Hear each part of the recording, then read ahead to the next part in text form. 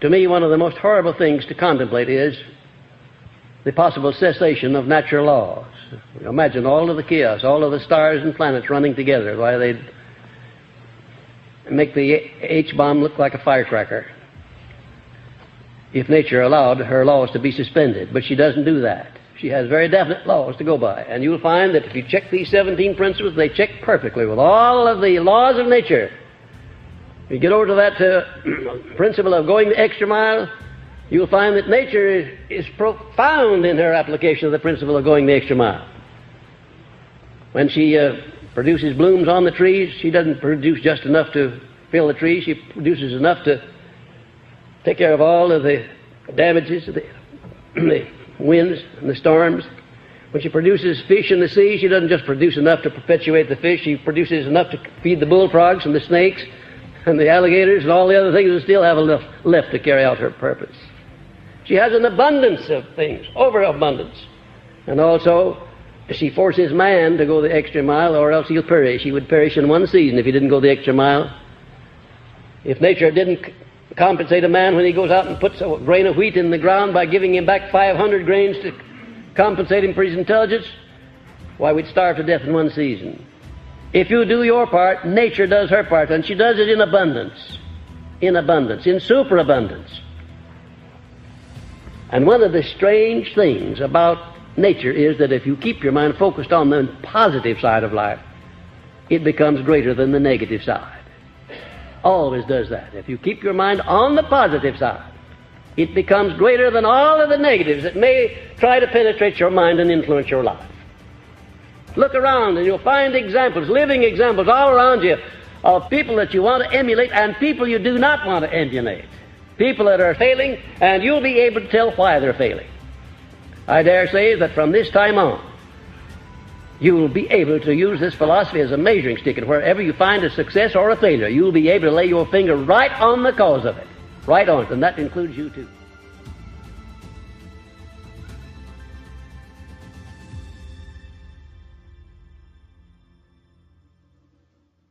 Every night, just before you go to bed, you should give your subconscious mind some sort of an order for the night, what it is you want done. I should say the healing of your body. Certainly the body needs repairing every day. When you lay the carcass down for sleep, turn it over to infinite intelligence and request your subconscious mind to go to work and heal every cell in your body, every organ, and to give you tomorrow morning a perfectly conditioned body in which the mind may function. Don't go to bed without giving orders to your subconscious mind. Tell it what you want. Get in the habit of telling it what you want. If you keep on long enough, it'll believe you and deliver what you ask for. And therefore, you better be careful about what you ask for, because if you keep on asking for it, you're going to get it. I wonder if you wouldn't be surprised if you knew right now what you've been asking for back down through the years. Have you ever thought of that? You've been asking for it. Sure you have. Everything that you have that you don't want, you've been asking for it. Maybe by neglect. Maybe you didn't tell the subconscious mind what you really wanted, and it stocked up on a lot of stuff you didn't want. It works that way. Now, here are some important factors in connection with your definite major purpose. First of all, it should represent your greatest purpose in life, the one single purpose which, above all others, you desire to achieve, and the fruits of which you are willing to leave behind you as a monument to yourself. Now, that's what your definite major purpose should be. I'm not talking about your minor purposes now. I'm talking about your major, overall purpose, your lifelong purpose. And believe me, friends, if you don't have an overall, lifelong purpose, you're just wasting the better portion of your life. The wear and tear of living is not worth the price you pay for it unless you really are aiming for something, unless you're going somewhere in life, unless you're doing something with this opportunity here on this plane. I imagine you were sent over here to do something. I imagine you were sent over here with a mind capable of hewing out and attaining your own destiny. And if you don't attain that, if you don't use that mind, I imagine that your life, to a large extent, will have been wasted from the viewpoint of the one who sent you over. Take possession of your mind. Aim high. Don't believe because in the past you may not have achieved much you can't achieve in the future. Don't measure your future by your past. If you do, you're sunk. A new day is coming. You're going to be born again. You're setting up a new pattern. You're in a new world. You're a new person. Well, if not, why not? I intend that every one of you shall be born again. Mentally, physically, and maybe spiritually. A new aim, a new purpose. A new realization of your own individual power. And a new realization of your own dignity as a unit of mankind.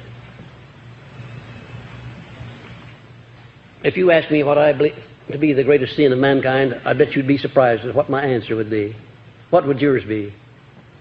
What do you think the greatest sin of mankind is? The greatest sin of mankind is neglect to use his greatest asset. That's the greatest sin of mankind. It's bound to be that, because if you use that greatest asset, you'll have everything you want and you'll have it in abundance.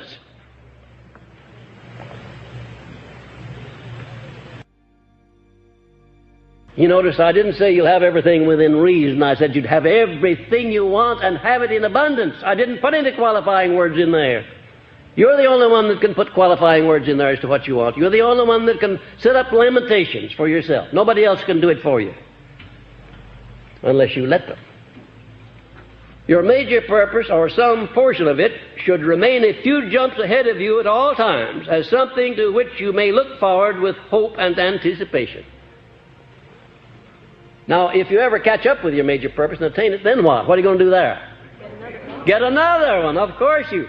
And you will have learned, by having attained your first one, that you can attain a major purpose, and the chances are when you select your next one, you will make it a bigger objective than you did your first one. If your objective is to acquire material riches, well, don't aim too high for the first year. Work out a 12-month plan within reason, and watch how easily you can attain it, and then next year double it. Then next year double that. One's major purpose should keep a few jumps ahead of him. What's the purpose of that? Why not lay out a definite purpose that you can catch up with, just tomorrow, say? Well, now, obviously, if you do that, your definite major purpose is not going to be very extensive, is it? And you're not going to have the fun of pursuit. You know, the fun of pursuit is a great thing. After you've found success, or after you found your objective, then there's no fun in it, but you have to turn around and start after something else.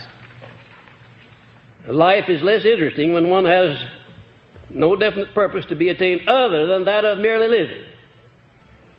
The hope of future achievement in connection with a major purpose is among the greatest of man's pleasures. Sorry is the man indeed who's caught up with himself and no longer has anything to do. I've found a lot of them. They're all miserable. No, you've got to keep active. Keep doing something. Keep working. Keep an objective ahead of you. One's major purpose may, and it generally does, consist of that which can be attained only by a series of day-to-day and month-to-month and year-to-year steps. Because it is something which should be so designed as to consume an entire lifetime of endeavor. It should harmonize with one's occupation, business, or profession, for each day's work should enable one to come one day nearer to the attainment of his major purpose in life. I feel sorry, indeed I feel sorry for the individual who is just working day in and day out in order to have something to eat and some clothes to wear and a place to sleep. I feel sorry for that kind of a person that has no aim beyond just enough to exist on. I can't imagine anybody in this class satisfying himself, sitting down with an existence. I think you want to live. I think you want abundance.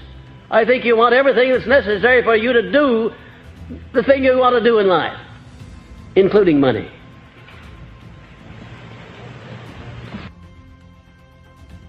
One's major purpose may, and it generally does, consist of that which can be attained only by a series of day-to-day or month-to-month steps. Now, remember that when you start in pursuit of your definite major purpose. One's major purpose may consist of many different combinations of lesser aims, such as the nature of one's occupation, which should be something of his own choice. When you come to write out your definite major purpose, you write it out like planks in a platform. Number one, so-and-so. Number two, so-and-so. And somewhere along there, right near the head, be sure that you include in your definite major purpose perfect harmony between yourself and your mate. You think that's important? Do you know of anything more important than that? Do you know of anything, any human relationship more important than that of a man and his wife? No, of course you don't. I'll answer that one for you. Nobody does. And have you ever heard of a relationship of man and wife where there was not harmony? Have you ever seen a thing like that? You have, huh? Yes, I'll answer that for you too. I know you have. It's not pleasant, is it? Not pleasant to even be around people who are not in step with one another. Well, you can be harmonious. And there is where you ought to start applying your mastermind relationship first. Your wife or your husband should be your first mastermind ally. Maybe you'll have to go back and court him or her over again, but all right, that's nice too. I don't know of anything I ever did in my life that I enjoyed as much as courting. It's a wonderful experience. Go back and court the gal over again. Or the man. It's a wonderful experience. Or if you're not on the right kind of terms with your business associate, or your fellow worker, or the people you work with every day, go back and rededicate yourself to the business of striking out on a new basis. You'll be surprised at what a little confession on your part will do. Wonderful thing. The confession is really a marvelous thing. Most people claim they have too much pride to confess their weaknesses. I'll tell you, it's a good thing to get some of your weaknesses out of your system by confession. Acknowledge that maybe you're not perfect, you're well nigh perfect, but not entirely perfect. Maybe the other fellow say, well, come to think about it, neither am I. And then you're off to the races. Rededicate yourself to a better relationship with the people that you come into contact every day, whoever they may be. What a wonderful thing it is. You can do that. You can handle it. You can handle it. I know you can. You know, most of these inharmonies in human relations is due to the neglect of people. You just neglect to build up your human relations. You could do it if you wanted to do it.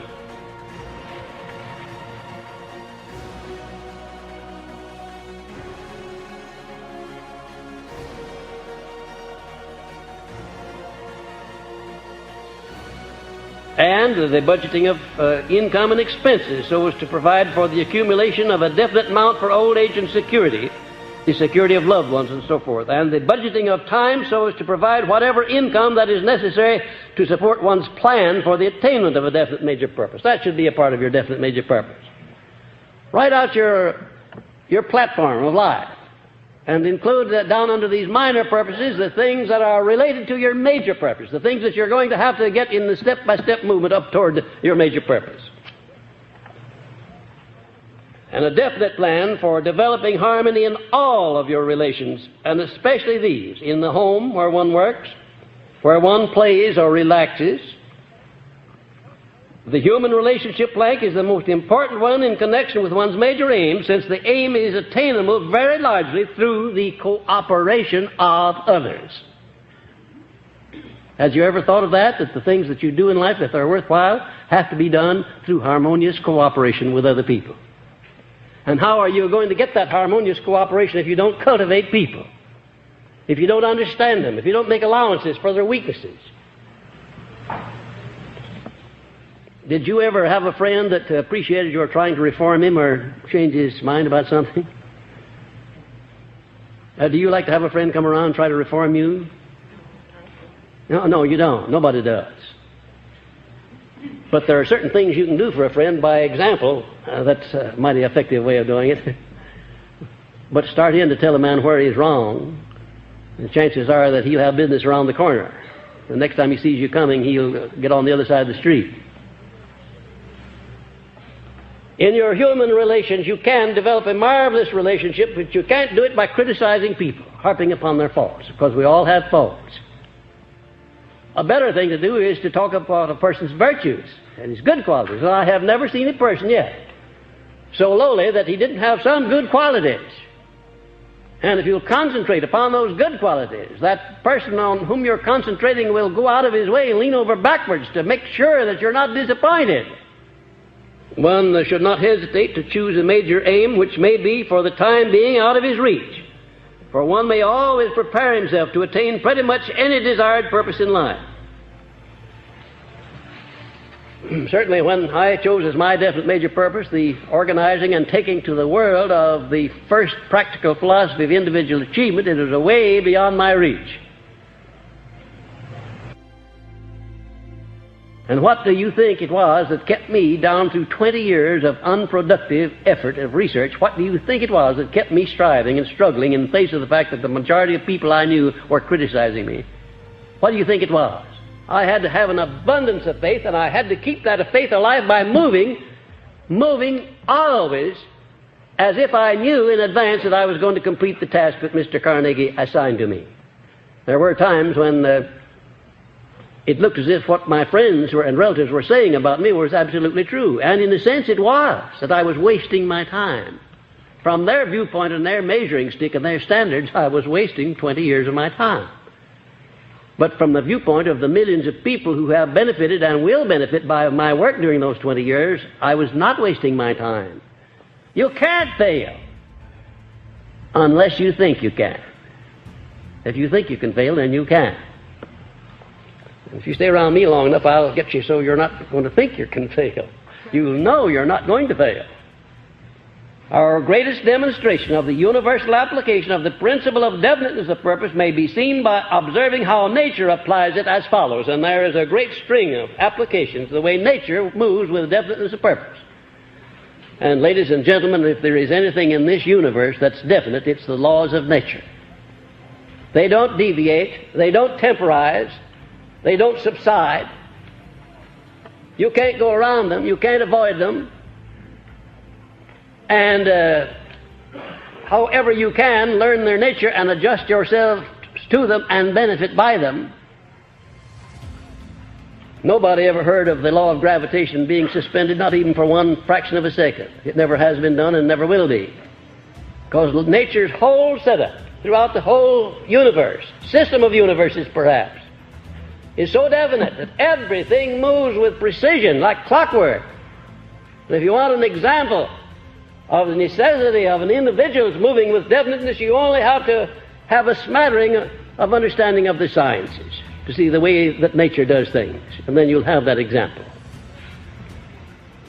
The orderliness of the universe and the interrelation of all of the natural laws, the fixation of all of the stars and planets in immovable relationship to one another. Isn't it a marvelous thing to know that the astronomers can sit down and with a pencil and a few pieces of paper predetermine hundreds of years in advance the exact relationship of given planets and stars, right where they'll be with relationship to one another, in advance. And you know they couldn't do that if there was not a purpose, a plan under which we're working. We want to find out what that purpose is as it relates to us as individuals. That's why you're in this course. That's why I'm teaching you. I'm giving you that little bit that I've picked up from life and from the experiences of men and from my own experience, so that you will learn how to adjust yourself to the laws of nature in order that you may use those laws instead of allowing yourself to be abused by your neglect in using them.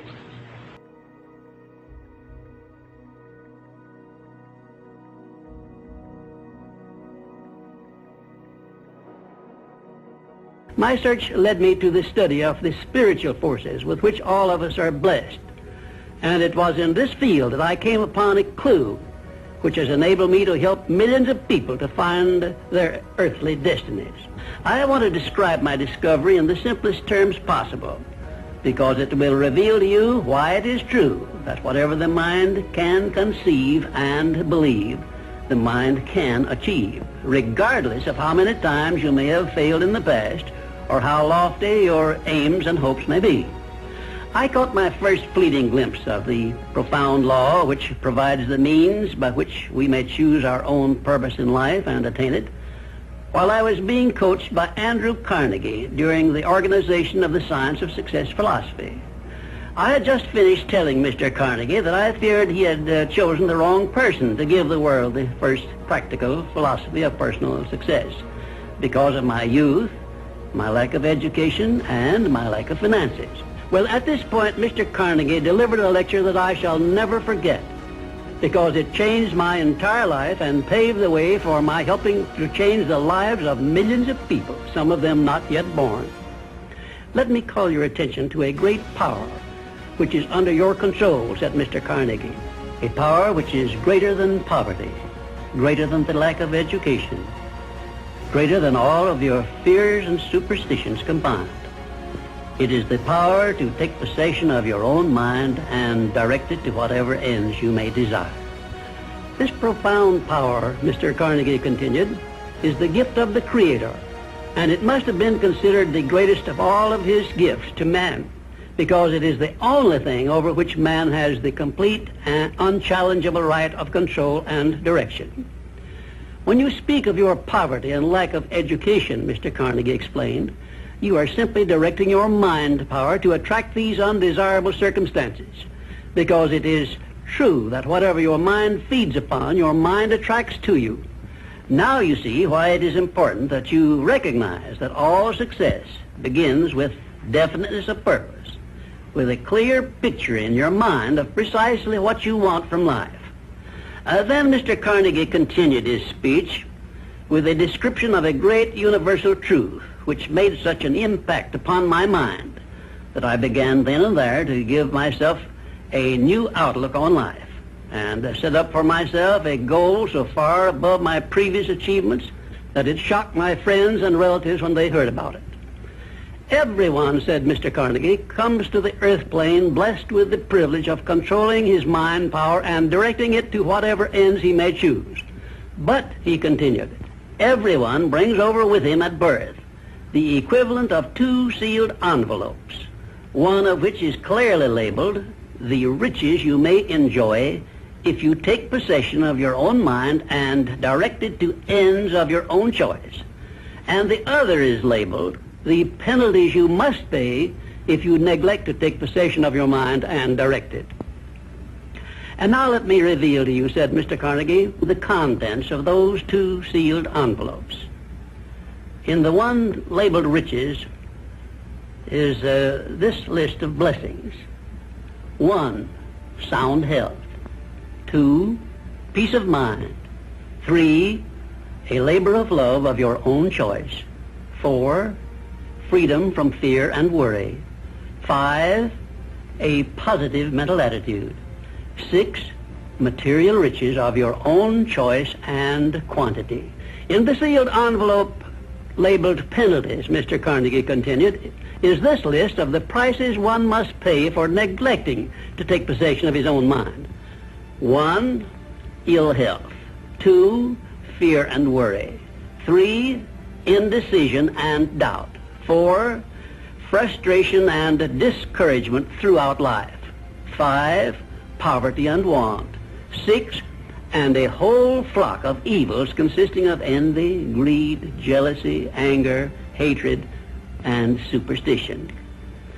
Now, my mission in life is to help you and everyone who needs my help to open up and use the contents of the sealed envelope labeled riches.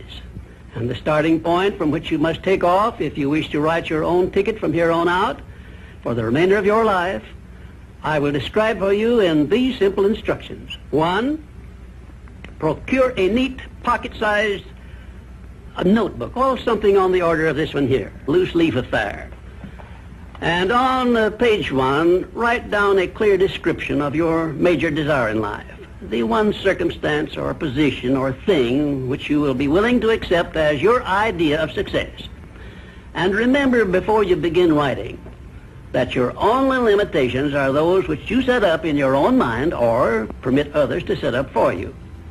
And 2, on page 2 of your notebook, write down a clear statement of precisely what you intend to give in return for that which you desire from life. And then start in right where you stand now to begin giving. And 3, memorize both of your statements, what you desire and what you intend to give in return for it, and repeat them at least a dozen times daily. And always end your statements with this expression of gratitude for the blessings with which you were gifted at birth. I ask not, O divine providence, for more riches, but more wisdom with which to accept and use wisely the riches I received at birth in the form of the power to control and direct my mind to whatever ends I desire. If you are not too successful or self-satisfied to accept and express this profound prayer, if you accept it and express it in the same spirit of humble sincerity in which I pass it on to you, a new and a better world will reveal itself to you. A world in which you will see reflected the circumstances and the things which you yourself have created. And now let me close this, our first visit, with my favorite expression of gratitude. O divine providence, I ask not for more riches, but more wisdom with which to make wiser use of the riches you gave me at birth, consisting in the power to control and direct my own mind to whatever ends I desire.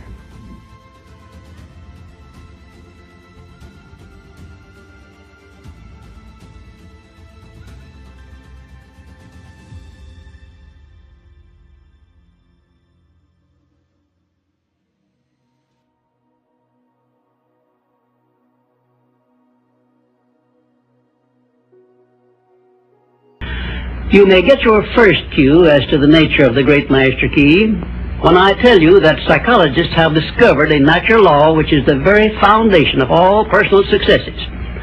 And I can describe it to you in one short sentence so you can understand it. Whatever the mind can conceive and believe, the mind can achieve. Isn't that a profound statement? You will notice that it says nothing about the need for education, but simply that whatever your mind can conceive and believe, your mind can achieve. Now, if you want evidence that the mind can achieve whatever the mind can conceive without the benefit of formal education, you only have to remember that Thomas A. Edison conceived the idea of becoming an inventor and lived to become the world's greatest scientist in the field of invention, with only 3 months of common school education. When I first heard Andrew Carnegie describe this natural law, which makes it possible for you and I and everyone else to write his own price tag in life and attain it, I became so enthused over it that I began to search for the power back of it, and my curiosity led me finally to the discovery of the master key, which I shall reveal to you if you are ready to receive it. My search led me to the study of the spiritual forces with which all of us are blessed. And it was in this field that I came upon a clue which has enabled me to help millions of people to find their earthly destinies.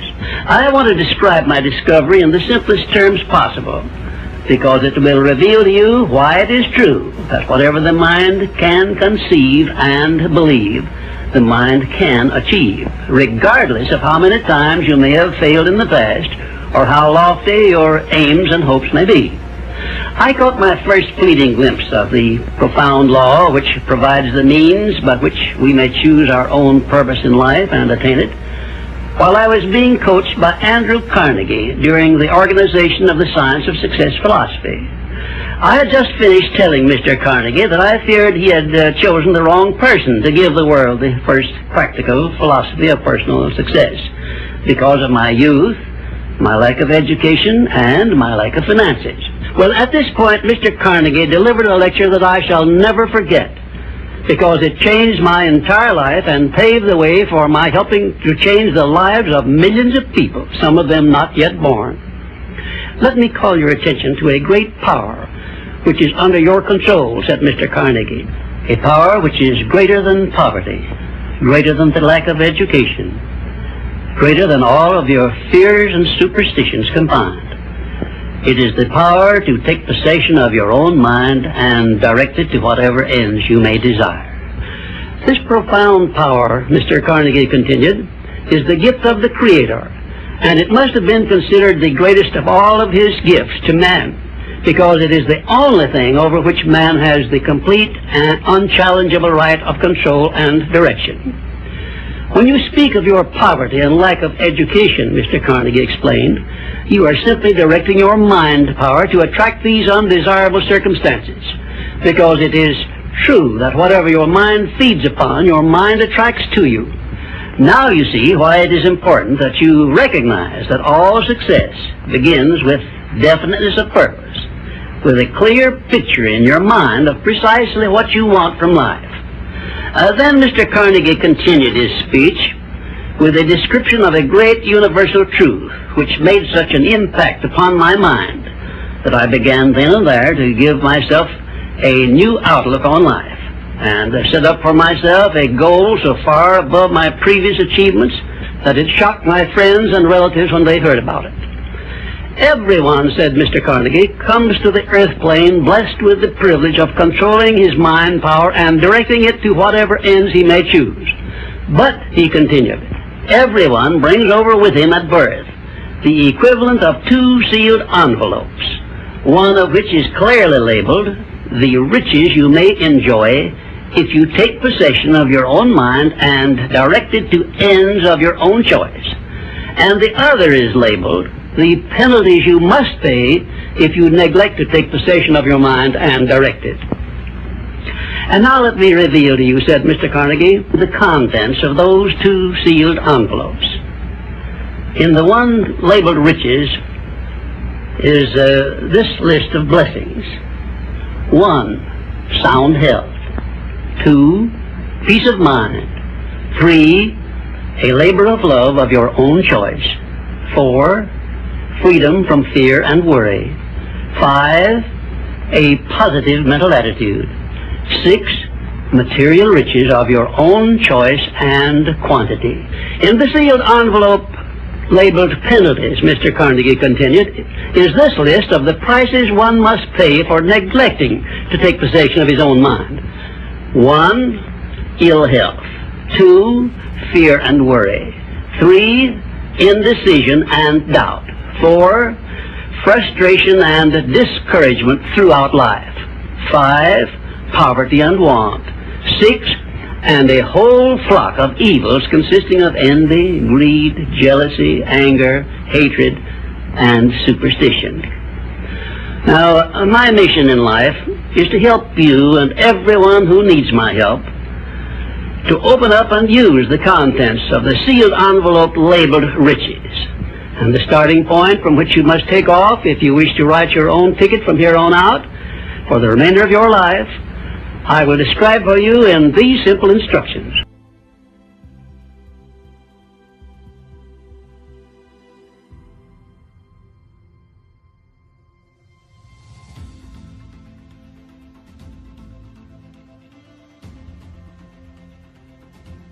One, procure a neat pocket-sized notebook, or something on the order of this one here, loose leaf affair.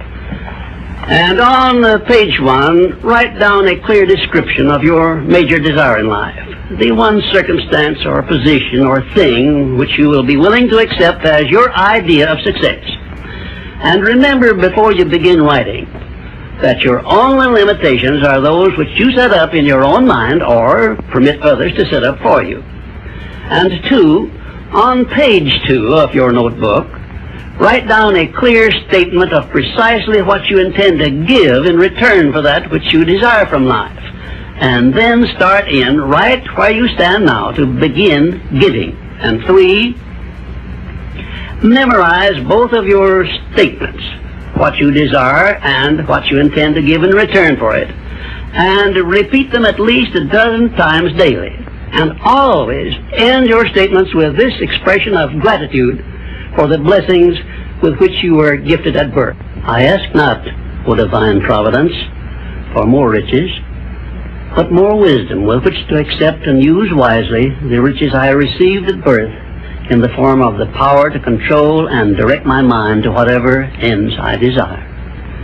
If you are not too successful or self-satisfied to accept and express this profound prayer, if you accept it and express it in the same spirit of humble sincerity in which I pass it on to you, a new and a better world will reveal itself to you. A world in which you will see reflected the circumstances and the things which you yourself have created. In my next visit, I will give you a description of the second principle of success, through the application of which you may make use of the education and experience of other people and get the necessary help you may need in attaining your definite major purpose in life.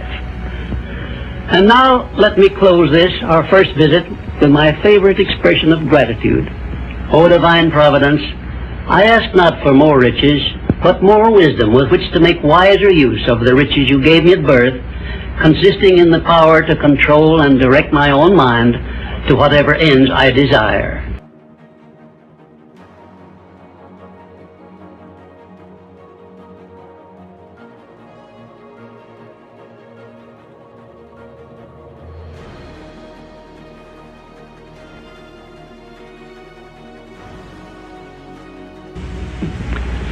We come now to the second of the 17 principles which lead to the master key with which you may open the door to the attainment of your definite major purpose in life. This principle of success is called the mastermind principle. I want you to understand the nature of the mastermind principle because you must use it before you can take possession of the master key. An understandable definition of the mastermind is this. It consists of two or more people who work in perfect harmony for the attainment of a definite purpose. Now, here are some interesting facts about the mastermind which give you an idea of how important it is and how necessary that you embrace this principle and make use of it in attaining success in your chosen occupation. First of all, it is the principle through which you may borrow and use the education, the experience, the influence, and perhaps the capital of other people in carrying out your own plans in life. It is the principle through which you can accomplish in 1 year more than you could accomplish without it in a lifetime if you depended entirely upon your own efforts for success. And I have heard well-informed Bible students say that the first known application of the mastermind was that which existed between the Nazarene and his 12 disciples. Of one fact I am absolutely sure. When you form a true mastermind alliance with others and work with them in a spirit of perfect harmony, you can draw freely upon the spiritual forces within you in carrying out your plans and desires. I also know that the mastermind principle can give you absolute protection against failure, provided always that your purpose in using this principle is beneficial to all whom you influence. In my research while organizing the science of success, I had the collaboration of practically every outstanding successful man this country has produced during the past 50 years. And I can tell you definitely that their success was due in the main to their knowledge and application of the mastermind principle.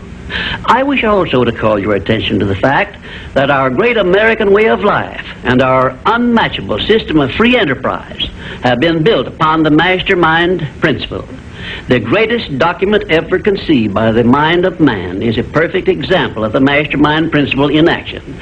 It is the Declaration of Independence, and the best evidence of the importance of maintaining perfect harmony in a mastermind alliance may be found in the fact that the 56 men who signed the Declaration of Independence knew full well that it might turn out to be either a license of freedom for all mankind or a death warrant which would cause each of the signers to be hanged. Now let us see how the mastermind principle has brought success to people whom we all know. First, consider when Kate Smith began her career as a singer. She had difficulty in earning enough from her singing to pay her living expenses. And she perhaps never would have made her singing pay if she had not discovered and applied the mastermind principle, which gave her access to the master key to success when she formed a mastermind alliance with Ted Collins.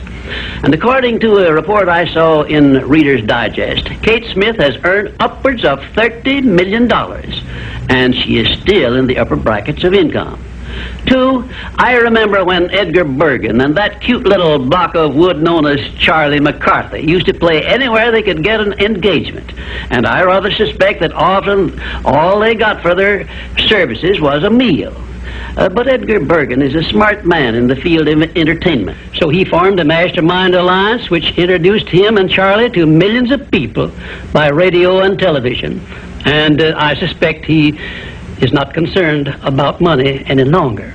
And you may be surprised when I tell you that the great Ford industrial empire started with the formation of a mastermind alliance between Henry Ford and his wife.